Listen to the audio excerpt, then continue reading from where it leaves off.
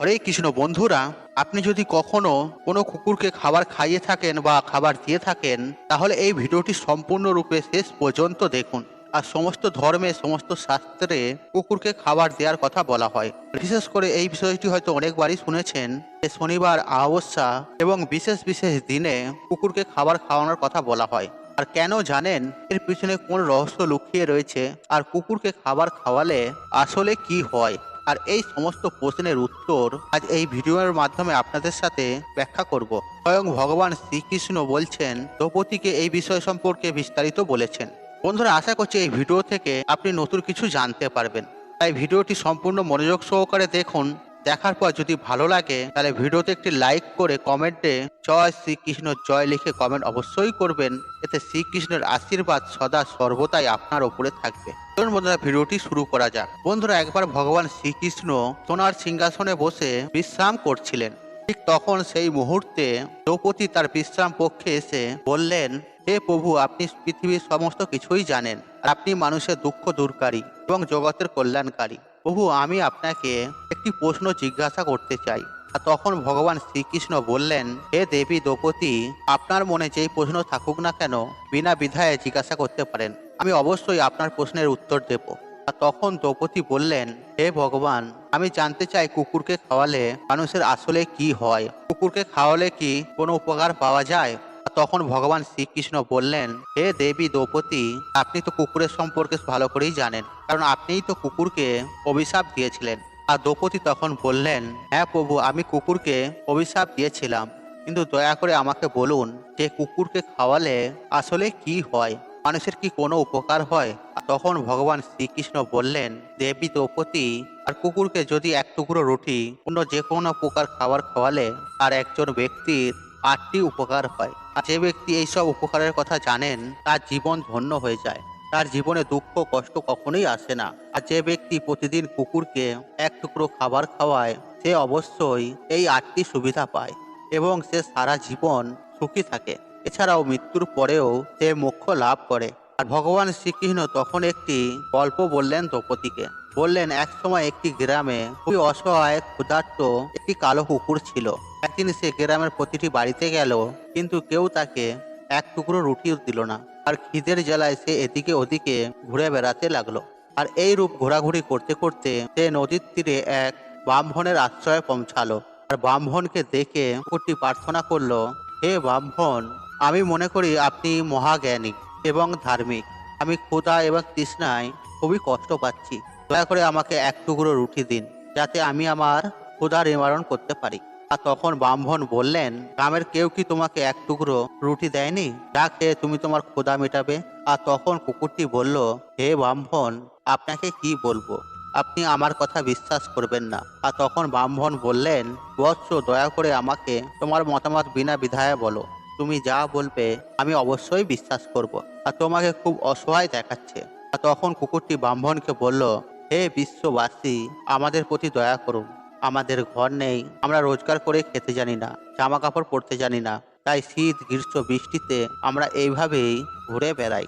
আমরা পড়তে লিখতে জানি না, আর এটা আমাদের দুর্ভাগ্য যে আমরা আপনাদের মতো কথাও বলতে পারি না।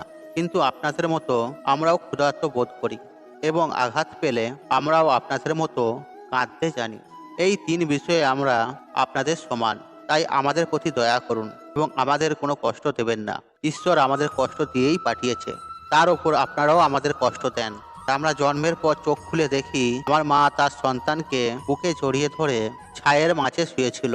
আর আমরা 4 ভাই ছিলাম, বাকি 3 ভাই ছিল সাদা, তাই আমি একমাত্র কালো রঙের ছিলাম। আর সবচেয়ে ছোট হওয়ায় আমি খুব দুর্বল ছিলাম। আর যখনই প্রয়োজন হতো আমার মা আমাদের কাছে আসতো, কারণ তাকে নিজের খাবারের ব্যবস্থা করতে হতো। আর সে যদি খাবার না খায় তাহলে সে আমাদের দুধ দেবে কি করে? আর আমাদের দুঃখী মা সবসময় আমাদের খাবারের জন্য দৌড়াতো। আমার মা গ্রাম রক্ষায় সারা রাত জেগে থাকতো, অচেনা কেউ যাতে গ্রামের দিকে না আসে, আর সেই জন্য এটা করতে বাধ্য। আর আমাদের মায়ের ভয়ে অন্য গ্রামের কুকুরও গ্রামে আসতো না। আর কৃষকদের ক্ষেতে ঘোড়া পর্যন্ত ফসল খেতে এলে আমার মা তাকেও তাড়াতো।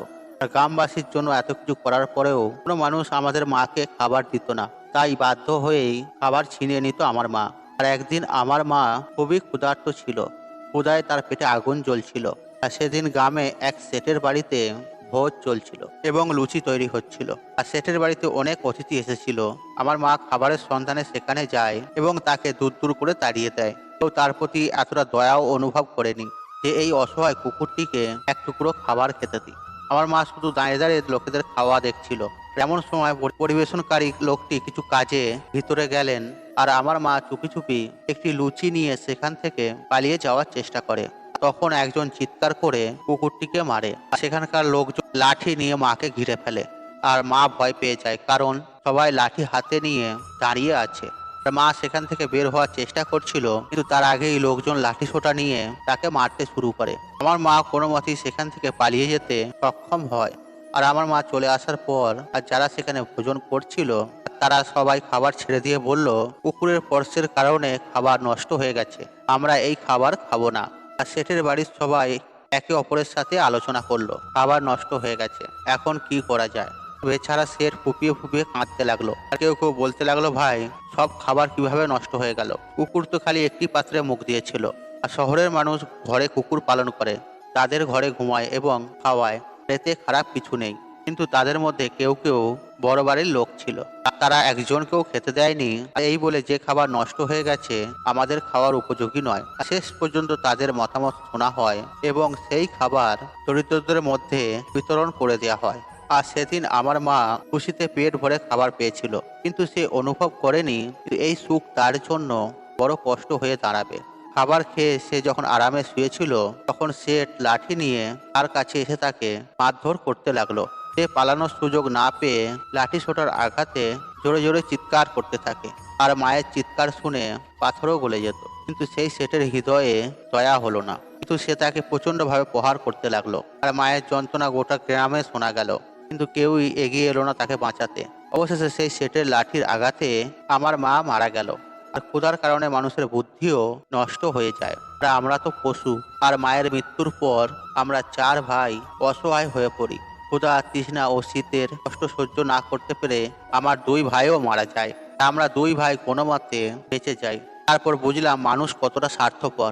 আমরা যতই তার সেবা করি না কেন, আর তারা আমাদের কষ্ট বোঝে না। বন্ধুরা, কুকুরটি আরো বলে, হে ব্রাহ্মণ, আমাদের দুর্বলতা এই যে আমরা সেই স্বার্থপর লোকেদের নিয়ন্ত্রণে থাকতে চাই। আর যারা আমাদের কষ্ট দেয় এবং যারা আমাদের খাবার দেয় না, আর তারা জানে না আমরা তাদের জন্য কত উপকারী। আর এরপর ভগবান শ্রীকৃষ্ণ বললেন, হে দেবী দ্রৌপদী, যদি কেউ কুকুরকে খাবার খাওয়ানোর উপকারিতা জানে, তাহলে সে তার জীবনে অনেক ক্ষতি এড়াতে পারে।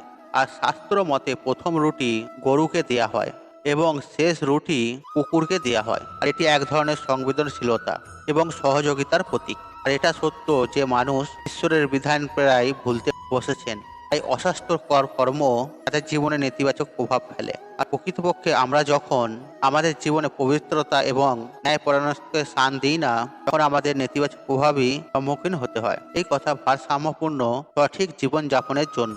আর এটি গ্রহণ করা আমাদের শাস্ত্র সমৃদ্ধি শান্তির দিকে নিয়ে যায়। আর কুকুরকে খাবার খাওয়ালে মানুষের জীবনে শুভ ফল পাওয়া যায়। আর এতে আমাদের জীবন সুখী এবং সমৃদ্ধ হয়। আর ভগবান শ্রীকৃষ্ণ এরপর বললেন, কুকুরকে খাবার দেওয়ার প্রথম উপকারিতা হলো শনি গ্রহের নেতিবাচক প্রভাব এড়ানো যায়। আর শনির মহাদশার সময় মানুষকে প্রায় বিভিন্ন সমস্যার সম্মুখীন হতে হয়, যা অর্থনৈতিক সংকট, যা অন্যান্য সমস্যার সৃষ্টি করতে পারে। আর কুকুরকে খাবার খাওয়ানো শনির প্রভাব কমায় এবং এর নেতিবাচক প্রভাব থেকে ব্যক্তিকে স্বস্তি দেয়।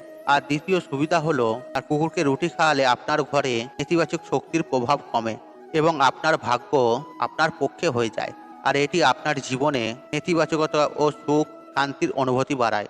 আর তৃতীয় উপকারটি হলো, আর কুকুরকে রুটি খাওয়ালে আপনি দেবী লক্ষ্মীর আশীর্বাদ পান এবং আপনার বাড়িতে সমৃদ্ধি ও সম্পদ বৃদ্ধি পায় এবং আপনার জীবনে আর্থিক শক্তিশালী করে। আর চতুর্থ সুবিধা হলো, কুকুরকে খাবার খাওয়ালে আপনার ঋণ বাড়ে না।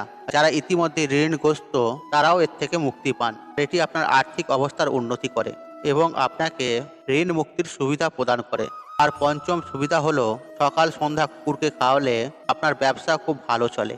এতে আপনার ব্যবসায় লাভ বাড়ায় এবং আপনার পরিবারকে সমৃদ্ধির দিকে নিয়ে যায়। আর 6 নম্বর সুবিধা হলো, কুকুরকে রুটি দিলে আপনার আয়ু বাড়ে এবং আটকে থাকা টাকা ফিরে আসে। আর এটি আপনার স্বাস্থ্য আর্থিক অবস্থার উন্নতি করে এবং আপনাকে বৃদ্ধ বয়সে সুখী হওয়ার যোগ দেন। আর সপ্তম উপকার হলো, কুকুরকে খাবার দিলে সবসময় আপনার স্বাস্থ্য ভালো থাকবে এবং আপনাকে মানসিকভাবে শক্তিশালী রাখে, মন প্রাণবন্ত থাকে এবং আপনার মনে ভালো চিন্তা আসে। আর এটি আপনার জীবনকে সুস্থ, সুখী এবং সমৃদ্ধ করে। আর 8 নম্বর উপকারিতা হলো কুকুরকে রুটি খাওয়ালে ঈশ্বর সন্তুষ্ট হয়, কারণ কারণ ঈশ্বর সমস্ত জীবের জন্য চিন্তিত আর সমস্ত জীবের মধ্যে বিরাজিত। তাই ঈশ্বর সর্বদা সেই ব্যক্তির প্রতি সন্তুষ্ট হন যে সমস্ত জীবের প্রতি দয়া করে। এই কারণে সেই পরিবারের উপর সর্বদাই ঈশ্বরের কৃপা আশীর্বাদ থাকে। বন্ধুরা, কিছু লোক বিশ্বাস করে যে কুকুরের কান্না মৃত্যু বা কষ্টের মতো অশুভ ঘটনা ঘটায়। আর এটি একটি পৌরাণিক বিশ্বাস এবং এটি অনেক সম্প্রদায়ের মানুষের মধ্যে প্রচলিত। এই বিশ্বাস মানুষের মানসিকতার উপর বিশ্বাস, তাই কুকুরকে কখনোই কাঁদানো উচিত নয়। বন্ধুরা, এইভাবেই ভগবান শ্রীকৃষ্ণ এক গল্পের মাধ্যমে দেবী দ্রৌপদীকে কুকুরকে খাবার খাওয়ানোর উপকারিতা বললেন। তাই বন্ধুরা, শুধু কুকুর নয়, যে কোনো অবলা জন্তু পশুকে বা অসহায় মানুষকে আপনার সাধ্য ও সামর্থ্য অনুযায়ী আপনি সাহায্য করুন। কারণ কথায় বলে, জীবে প্রেম করে যেই জন সেই জন সেবেছে ঈশ্বর।